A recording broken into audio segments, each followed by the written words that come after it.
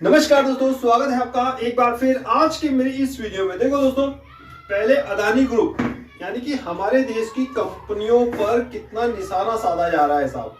पहले अदानी ग्रुप और अब साहब एचडीएफसी बैंक। एचडीएफसी बैंक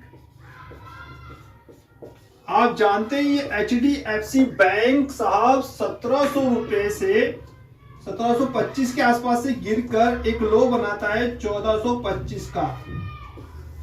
1710 है या मेरे ख्याल से 1700 के आसपास ने हाई बनाया था अभी, और अब गिर के 1425 पे आ गया है साहब। यानी कि 300 रुपए से ज्यादा की गिरावट आपको इसमें देखने को मिली होगी। आज हम इसी की गिरावट को समझेंगे। इसी की गिरावट से बहुत सारी चीजें जुड़ी हुई हैं। देखिए, इसमें गिरावट क्यों हुई, इसमें गिरावट का मुख्य कारण क्या था? एफआई। आप जानते हैं एचडीएफसी बैंक में एफआई की होल्डिंग जो है 51 या 52% के आसपास है। 51 या 52% के आसपास एचडीएफसी बैंक में एफआई की होल्डिंग। प्रमोटर की कहानी ऑलरेडी मैं आपको बता चुका हूं कि उसमें प्रमोटर क्यों नहीं है। ठीक है, आज हम उस चीज को डिस्कस नहीं करेंगे, आज हम इसकी गिरावट को समझेंगे। और इस गिरावट के पीछे बहुत सारी चीजें जुड़ी हुई है। तो एफआई की होल्डिंग कितनी थी? 51 से 52% दिसंबर में। ये स्टॉक ट्रेड कर रहा था 1725 के आसपास। सडनली ये स्टॉक में फॉल होता है। इन्होंने क्या करा? अपने स्टेक को बेच दिया। अपने स्टेक को बेच दिया। कयास ये लगाए जा रहे हैं कि जो सेबी मांग रही है एफपीआई से या एफडीआई से या एफआईआई से कि भैया अपने बारे में हमें सब कुछ बताओ, मैक्सिमम से मैक्सिमम जानकारी दो कि आपकी किस कंपनी में होल्डिंग है। कहीं आप शेयर को मैनिपुलेट तो नहीं कर सकते, कहीं किसी कंपनी में आप मालिक तो नहीं बन जाओगे। ये घबरा गए एफआई, इन्होंने धड़ाधड़ बेचना शुरू कर दिया।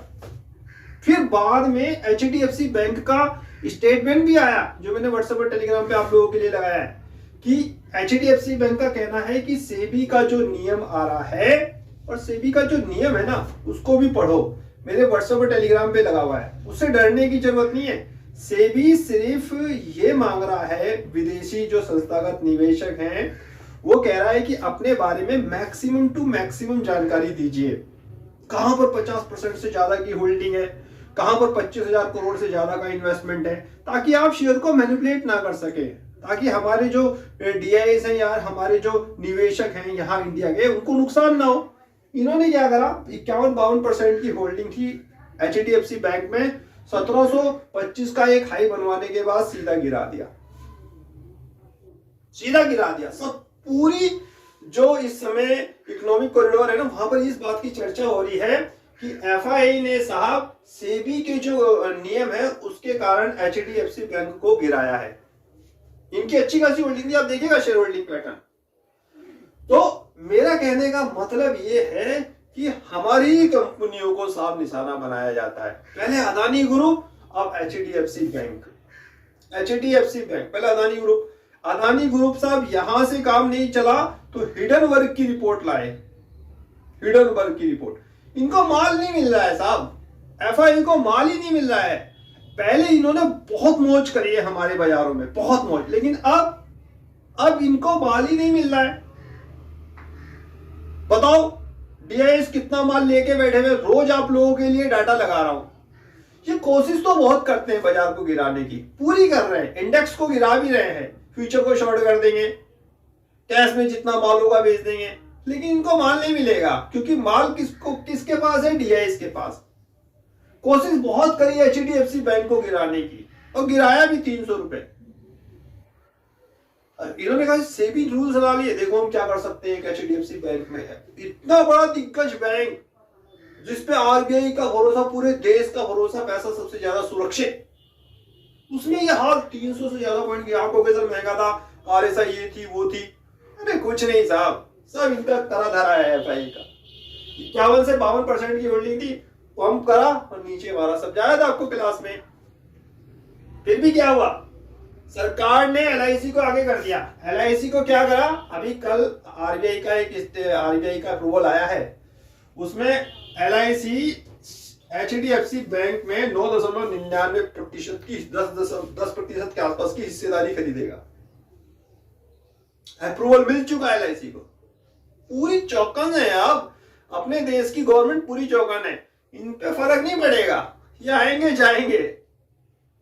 अदानी ग्रुप पे क्या फर्क पड़ा, थोड़े दिनों की दिक्कत परेशानी, लेकिन मैंने आपसे कहा था कि बने रहो। सुप्रीम कोर्ट से निर्णय आया क्लियर साहब। आज फिर देखो अदानी पावर 550 के आसपास ट्रेड कर रहा है। अदानी पावर थोड़े दिनों वहीं पहुंच जाएंगे। कितना जबरदस्त रिजल्ट आया अदानी पावर का। कहने का मतलब दोस्तों यह है कि FII, अगर आप ये सोच रहे हो कि सेबी के कारण, सेबी के नियम के खिलाफ, सेबी के जो नियम आ रहे हैं उसके अनुसार इन्होंने FII ने HDFC बैंक में माल बेचा है, तो ऐसा कुछ नहीं है। ये हमेशा ही इस तरह करते हैं और आपको इससे पैनिक या घबराना नहीं है। ठीक है, हमारी जो सरकार है, RBI है और सेबी है, लगातार इस दिशा में काम कर रही है। इसीलिए ये नियम लाया जा रहा है कि भैया HDFC जैसी घटना दोबारा ना हो। दोबारा ये किसी शेयर्स में अपनी पोजीशन 51-52% ना बनाने किसी अच्छे बड़े बैंक में या किसी अच्छी बड़ी कंपनी में, और फिर साहब HDFC बैंक जैसा हालत कर दें। इसीलिए ये सेबी जो है नियम ला रहा है, और ये नियम बहुत पहले से है। अब तो इसकी डेडलाइन है 29 जनवरी को, फिर 10 दिन का समय और मिलेगा, फिर 6 महीने का समय और मिलेगा। पूरा अपडेट लगा हुआ है मेरे व्हाट्सएप पे। तो सब चीज एक दूसरे से दोस्तों जुड़ी हुई है।